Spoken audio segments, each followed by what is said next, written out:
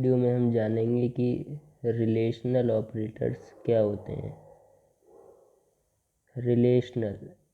Relation का मतलब होता है संबंध। तो इसे हम कैसे समझ सकते हैं, जैसे कि आप बेटे हैं अपने पापा या फिर मम्मी के, तो ये एक संबंध हो गया। अब इस संबंध में कंडीशन क्या है कि जो बेटा है वो छोटा होगा और पापा या मम्मी बड़े होंगे। तो ये संबंध को, ये जो ऑपरेटर है, ये संबंध की कंडीशन बताता है कि कौन बड़ा है, कौन छोटा है, कौन बराबर है, कौन बराबर नहीं है। तो हमने बताया कि इसमें हम कंडीशन चेक करते हैं। तो चेक करने के बाद जो रिज़ल्ट आता है वो ट्रू या फिर फॉल्स की टर्म में आता है। इसे हम कैसे यूज़ करेंगे वो भी हम अभी देखेंगे। तो जो इसमें ऑपरेटर्स आते हैं, ऑपरेटर मतलब जो किसी दो नंबर के ऊपर काम करते हैं। जैसे मैं कहूँ 3 > 1, तो ये जो है ये ऑपरेटर हो गया। ये किन दो नंबर पे काम कर रहा है, ये 3 और 1 पे काम कर रहा है। तो जिनके ऊपर काम होता है वो होते हैं ऑपरेंड। चलिए अब हम देख लेते हैं कि हमारे पास क्या क्या रिलेशनल ऑपरेटर हैं। हमारे पास है greater than, less than, greater than equal to, less than equal to, फिर हमारे पास इक्वल टू, फिर हमारे पास नॉट इक्वल टू। तो ये 6 हैं हमारे पास। अब एक एक करके समझ लेते हैं।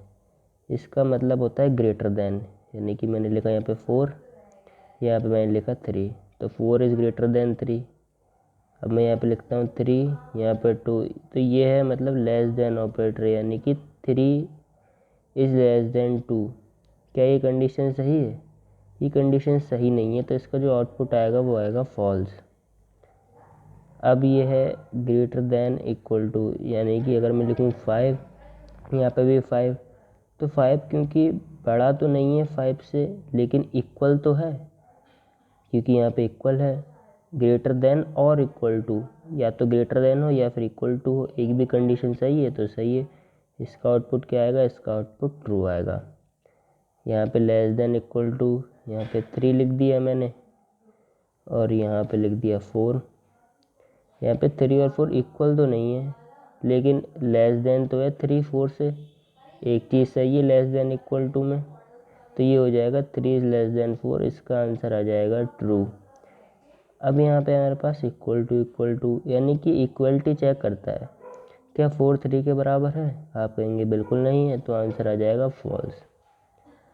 अब ये है नॉट इक्वल टू। अगर मैं लिखूँ 2 और यहाँ पे भी 2, अब ये कह रहा है कि 2 नॉट इक्वल टू 2, मतलब इसका मतलब है कि नहीं है, इक्वल नहीं है। क्या 2 के इक्वल नहीं है?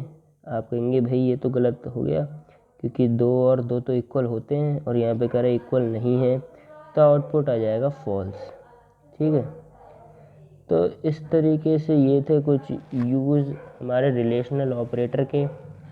अब आप अपने पाइथन पे इसका उपयोग करके देख सकते हैं। जैसे कि आपको लिखना है a = 2, b = 4, तो आप प्रिंट करवा सकते हैं ऐसे a ग्रेटर देन b, और आप रन करके देख सकते हैं।